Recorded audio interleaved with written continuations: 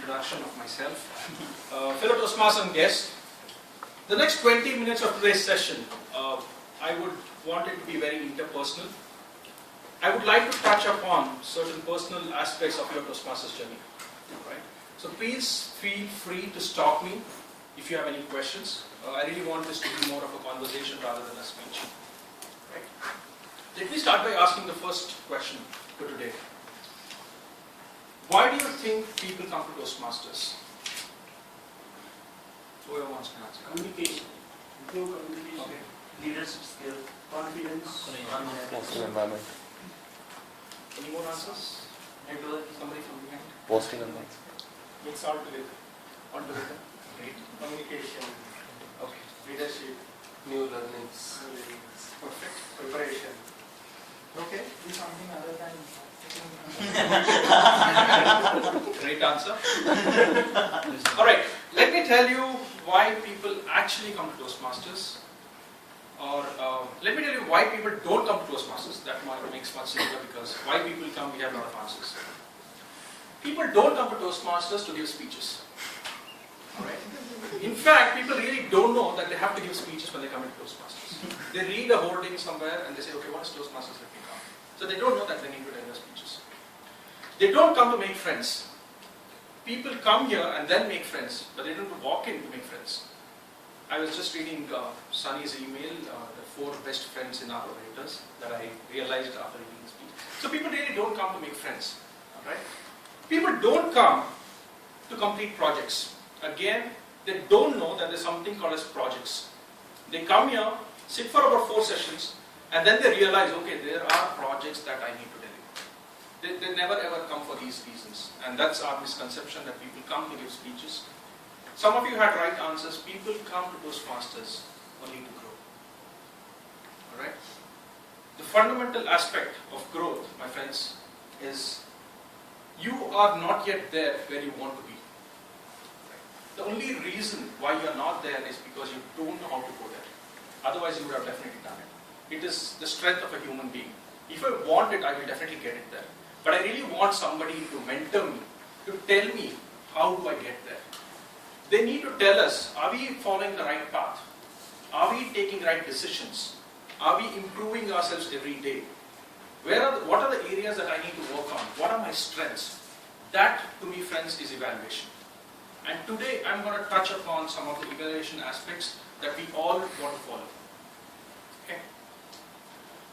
How many of you know this person on the picture? Okay, just read it. Can somebody tell me his name?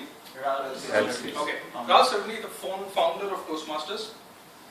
He said this: no Toastmasters club is fulfilling its obligations to its members unless it brings the maximum of training in the art of constructive criticism. He said this in 1952. Constructive criticism, I want to underline those 2 words here. And we're going to talk about constructive criticism today. Where did the person do correct? Where did he go wrong? How did he do it correctly? What can he do better? These 4 sentences sums up these 2 words, constructive criticism. And that is what, as an evaluator, we need to judge upon. Now let's talk about, we spoke about evaluations. Now let me tell you, why do we need quality evaluations? Why are we expecting good evaluations? First one is, it is essential to personal growth and development of members. Let me take back to the first point that I made. People come here to grow. Right? When I say people come here to grow, what I mean is that you as an evaluator are responsible for the person's growth. You as an evaluator are responsible for the person who's coming into this room. You are the one who are the main beneficiary when that person grows. Right? So personal growth is extremely important for every human being, and evaluator as a role is the one who will help you get there. Provide immediate feedback, again one of the most important aspects of quality evaluations. Sudhanshu delivers a speech today. I had to rush for a meeting. I listened to his speech, I went back, and tomorrow I meet him in the cafeteria and I say, Sudhanshu, yesterday at 4 o'clock you delivered the speech. This is my feedback. Yes, he might accept it, but it is not fresh in his mind. It is not fresh in my mind either. So it's always good to give an immediate feedback as soon as the speaker completes his speech. Right? No matter what you make a note of, but essence of syncing up with the evaluation versus the speaker is not there if you don't provide feedback immediately. Pinpoint discrepancies between person's potential. Okay. Each one of us know that we are potential enough to achieve something. Right? What you need to, as an evaluator, tell the speaker is, you have this potential, but you did not deliver at your potential. That is where the evaluator comes into the picture. You can tell them about big speakers, but that is not what we are trying to do. We are trying to say, you are capable of doing this, but you did not do it today. Or you did it better than your capability. Right? Now what to look for? This is, I would say this is for the speakers and the evaluators. I call this the COD. It's the content, the organization, and the delivery. I'm sure most of you know about this. And I agree that each project in Toastmasters manual has certain objectives, and I think organization is one of project 2 or project 3 if I'm wrong. So, as an evaluator, okay, I urge that everybody looks at these 3 things when you're evaluating a speech. Okay. The reason is, no matter what the person is delivering, we want to ensure that he is meeting these 3 things. Does he have a right content? Is his speech organized? And how is his delivery? He might be talking about anything in the world, but these 3 things will definitely fall within that. Clear, interesting, thought-provoking content. Clear. I might say that the sky is black. Am I clear about what I said? Yes. I just made a statement. The sky is black. Am I right? Am I wrong? That's not the point here. The speaker made a point. Did he make a point or not when he started? You are not here to judge what he said is correct. The way he said, is it correct? So that's clear. Interesting. Was the topic interesting? The sky is black. From childhood we thought the sky is blue. And this person comes up here and says the sky is black. Is it interesting? Yes, it is interesting. I want to hear. Thought-provoking. Again, I always thought the sky is blue. You made the people think. You made people think about the topic. So that is thought-provoking. Was the content, was the speech that the speaker gave, did it meet these clear, thought-provoking and interesting? It's very, very important. Credibility and knowledge. I, as an evaluator, what did I gain today from the speech? Did the audience get something? What we urge people or the speakers is whenever you write your speech, ensure that there is a message to the audience.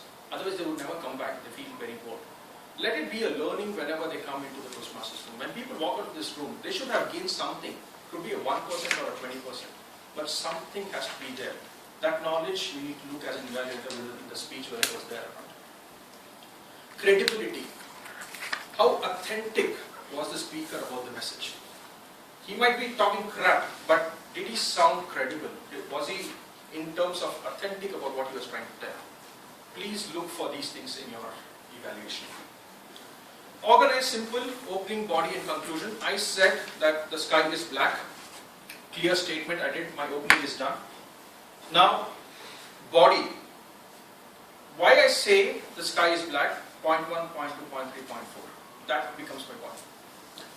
Conclusion, did I summarize what I said? I made a statement, I gave the justification, and I'm concluding it. Alright? So these 3 things, no matter what the content of the speech is, ensure that these are met. All these 3 needs to be in sync. I cannot tell that the sky is black and then talk about taxes in my conclusion. Doesn't match. Okay? If the objective of mine coming up here and delivering a project is just to meet those objectives, fine, I met the Toastmasters objectives, but as part of the growth, the evaluator needs to point out that your opening and your conclusion do not sync together. Right? Delivery, was the speaker calm? Okay, I agree that for Toastmaster who's giving his project 1 or project 2, it may not be comfortable, he's nervous and things like that. But at least as an evaluator, look at those things and make a note. You can gauge how do you want to give a feedback, but as an evaluator, you have to look at whether the person is calm, was he poised, okay, was he in control about what he was delivering. Right? Establish a bond. Was the speaker passionate? Very, very key. Okay? We always tell, as a speaker, you need to speak with the audience and not to the audience. Okay? Don't just make a statement and walk away. Establish a bond with the speaker. Look at them in their eyes and discuss about things that you're trying to tell. Right? Passionate. The most critical thing. Tell me, which was the last speech that moved you or inspired or you had goosebumps? When did you hear the last speech? You heard. Today.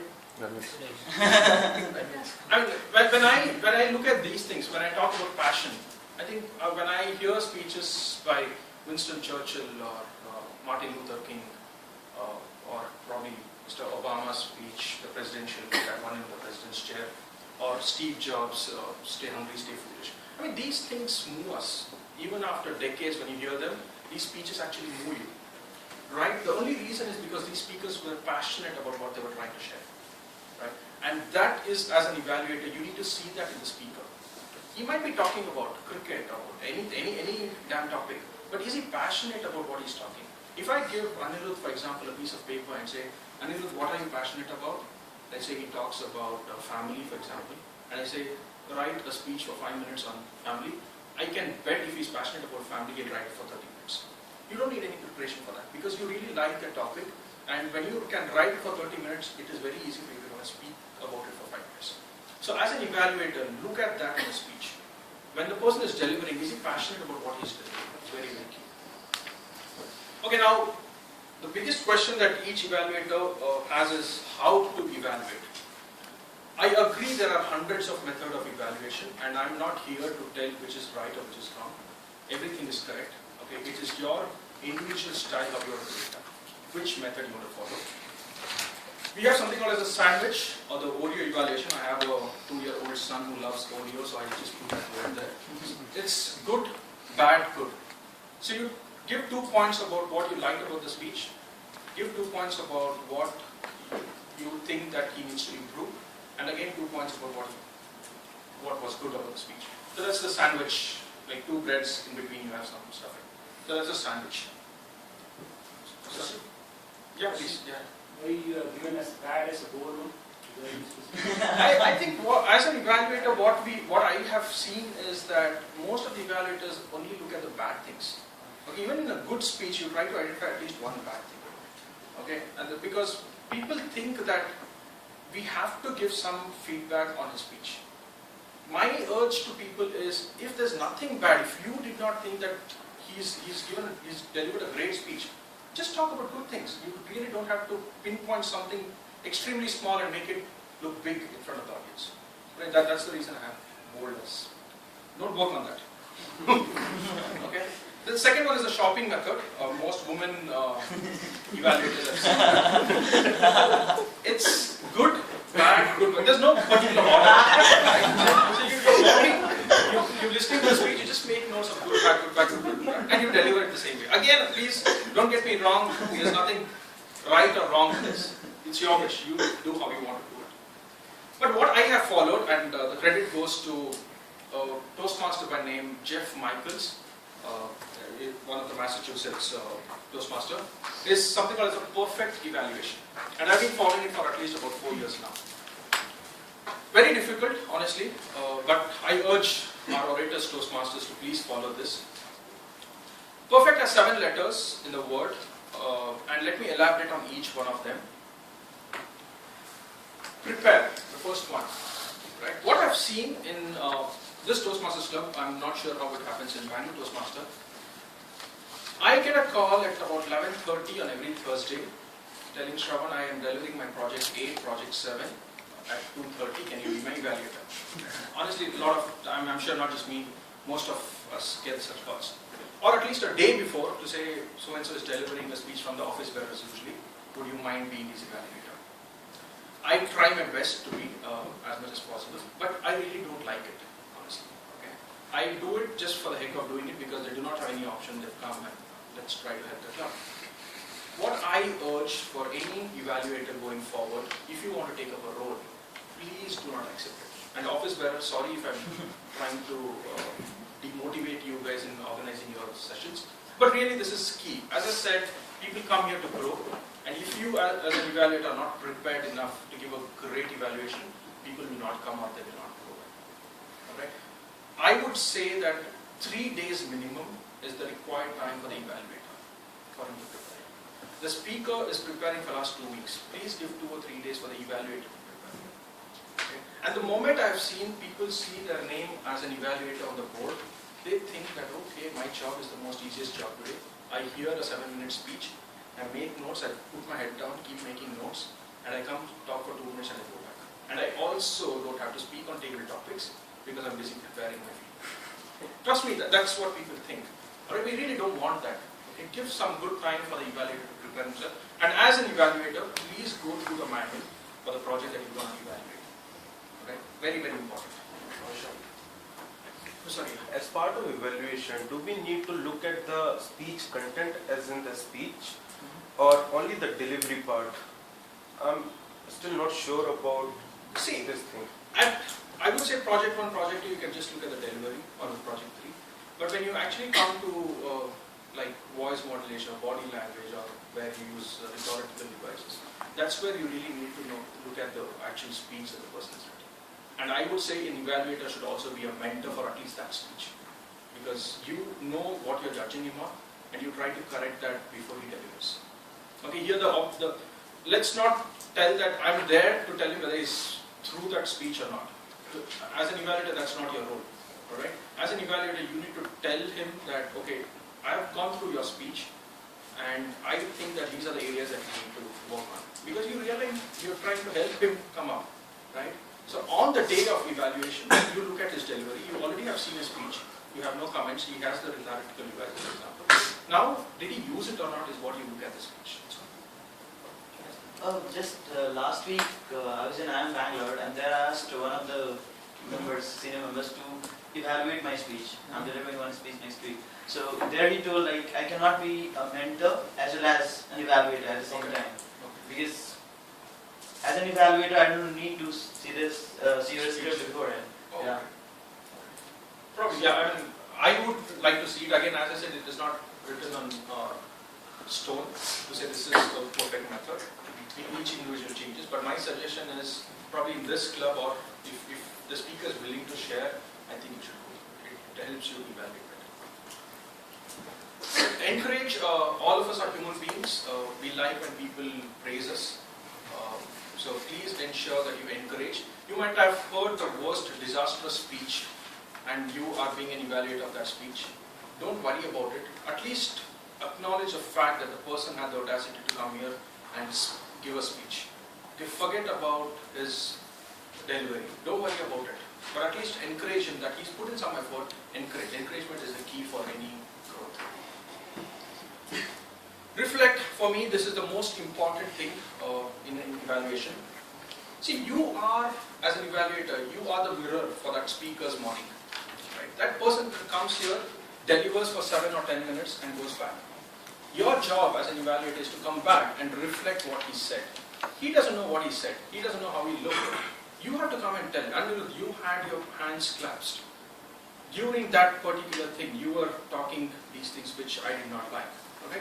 Be very, very sincere and tell him what you felt. That's reflection. 3 aspects again. You have to see what the speaker did. You heard what the speaker said, and then you feel. Right? When I come and say, Sudhanshu, your opening was hilarious, that's a feeling that I have as an evaluator. I mean, he likes it, okay? Because he's put in effort to ensure that the opening is hilarious. So encourage that. Then, during one of the part of your speech, when you spoke ill about that family, I did not like it. Right? So that's a feeling again that you're sharing with the speaker. Let him know what people felt, and you are the person who are talking on behalf of the crowd. So reflection is the key. Please ensure that you work on this as an evaluator. Focus. Okay. Each one of us have an objective, and the speaker has an objective, and also the Toastmasters manual for that particular project has objectives. Okay, you need to focus on those areas. Forget about the things that the person is wearing. Forget about how he is looking today. Don't worry about those things. Those, of course, you need to make a note of it, but don't highlight that as the main feedback. Okay. Please focus on the actual objectives and give him feedback on those objectives. Encourage, again, as I said, we are human beings, we like a lot of encouragement, so please encourage as much as possible during your speech, and this also gives my E in the word perfect. Challenge. When I come up here and I'm giving a feedback, challenge the speaker, challenge the audience, challenge yourself. Tell him that I like this about the speech and I urge others also to follow it. Challenge everybody in the room. It's very, very important, and by doing this, you're not only giving a straight feedback to that person, but you're also highlighting certain areas that people, all of us can improve and all of us can succeed there. Alright? The last one and the most important thing that I feel is T, which is take your own medicine. What this means here is, in this club I have seen the moment you have an evaluator, you think that you are an ardent Toastmaster, you know everything. Alright, and I've also seen that happen in other clubs. That's not true. Each one of us learn, and Toastmasters is a journey with a lot of learnings. So please ensure that whatever you like, it could be a project one speech that you're evaluating, and you would have finished your ACP or whatever. But there could be some learning from that project one that you can adapt to. So please take your own medicine. And if you are courageous enough, ensure that when you are evaluating, somebody evaluates your evaluation. So you get feedback on that as well. It's always good. And the best thing is the speaker evaluating your evaluation. So that's the best that can happen. Okay? So certain things that you want to keep in mind apart from what I just mentioned. Know your speaker.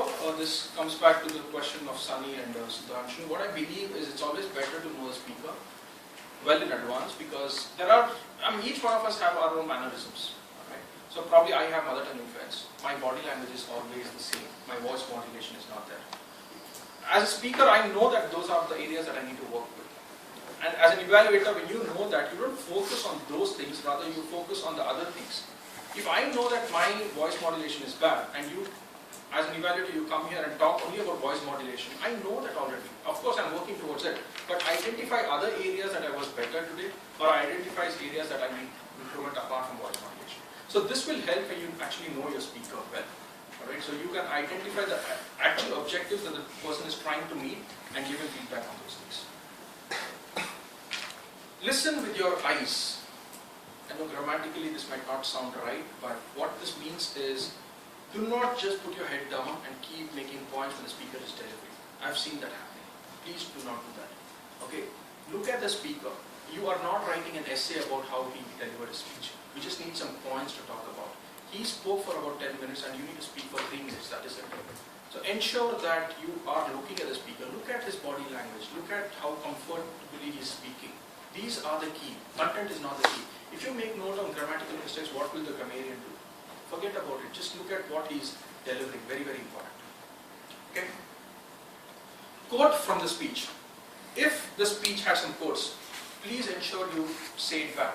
Tell him that you really like that quote, because he's putting effort to get that quote, and when you tell him, you're building a bond with the speaker, and he thinks that, okay, this person was actually listening to me. Right? So please use quotes as a feedback and say it was a great quote, or probably it was a great quote but not relevant. Be very honest when you give that feedback. Feedback in an orderly fashion. You are expecting the speaker to deliver in an order, and your evaluation cannot be haywire. Alright? Please ensure that you start with the opening, the body and the conclusion, and your feedback also should definitely go in the same order. Summarize the highs and lows. As I said, a 10-minute speech, any Toastmaster evaluation contest you go, or in a regular session, all you get is about 3 minutes or 3.5 minutes. Alright? So please ensure that you would have made about 20 points to discuss with the speaker, but we really don't have so much of time. Identify the top things that you want to talk with. You just have 3 minutes, and ensure that you summarize what you have made note of. And be very, very specific. You cannot say, I think the world thinks, or that Toastmasters Club did this. No, please don't do that. Be specific. Sudhanshu, this is what you did. I did not like what you did. Please be extremely specific and look at the person's eyes when you're giving him feedback. Alright? Don't go haywire and say, I felt that, I think that club does this. Forget about other clubs, forget about the world. You have an opportunity to give feedback, and the person has accepted you as an evaluator. Be specific and give him feedback. Okay? Language, use all the pronouns that's possible. I, you, we in your feedback. It will actually involve everybody, and everybody will feel nice about when you use these words. Okay? Use the right language. Positive and motivating. I really don't want evaluators to demotivate people. As I said, even if you heard the worst of the worst speakers, it's okay. please motivate them. Tell him, Sudhanshu, it was a great speech. I think these are the things you should do, and I believe that you can do it. Motivate them so that the next time they really want to come and deliver the speech. Very, very critical. A good speech, according to me, is always when a person motivates himself. Okay? When he comes to the room the next time, he should see, okay, this is what I did, this is what I want to do. And you as an evaluator are the only person responsible for him to get that done. Okay? No Toastmasters club grows without a great evaluation. Evaluation is the key, and evaluation to me is everything. So ensure when you have been given this opportunity to be an evaluator, you work on the method. Again, it is your individual style. Don't shy away from evaluation. Evaluation is extremely important when you are doing speeches. Okay? Remember, no one grows, no one improves, and no Toastmasters club grows without a good evaluation. And I'm sure each one of you can do that. All you need is a little bit of commitment and justice to the role that you're taking for the day. Alright? Thank you so much. If you have any questions, I'm ready to take them.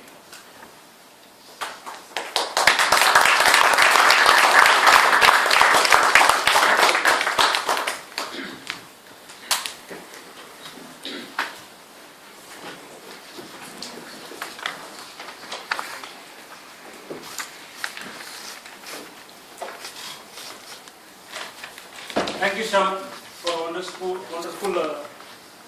educational session. Last time when I did my evaluation, I had this doubt because the speaker had not any negative points. But my mind was saying, man, he could not find any one negative point. So that's what my mind was saying. But now Shravan clarified that it's not. If it is there, you point out. Otherwise, you just go with the positive. Thank you, Shravan, for that wonderful session.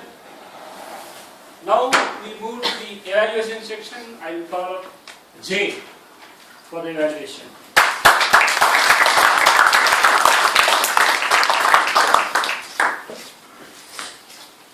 Good afternoon again. Thank you, Balaji. So we had a very good session today. Not often we see, we missing the table topics. I am saying that we are consistently missing table topics these days. So that is especially for the guests and newcomers, where you actually get a chance to come and speak here as some speakers. But that's a really good thing. But office bearers, it's good to know. But to do justice to my role, let me call upon the evaluator for Anuj. Anirudh, yeah, please. Get up to the podium.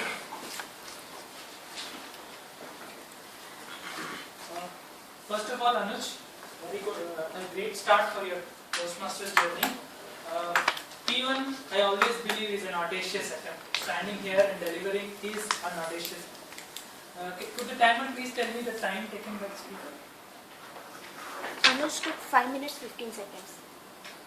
So you are well within your time limit also. Overall, what you spoke was a story very relatable to most of us, especially to me. The 90:10 ratio was really different. In your content, I found that you were trying to amalgamate humor in your content, which is actually a very good style of writing, because humor keeps the audience engaged. There are other few specifics which I want to talk about. Your eye contact was on and off for significant amount of time. You were looking down, so it caused a disconnect with audience. Your lectern usage was pretty much oscillatory like this. You are moving forward and backward. It's better if you use the complete podium. Also, your hands were clasped in the initial stage, but later on you were using your hands freely. So coming to the evaluation, what were the strong points the speaker has? Voice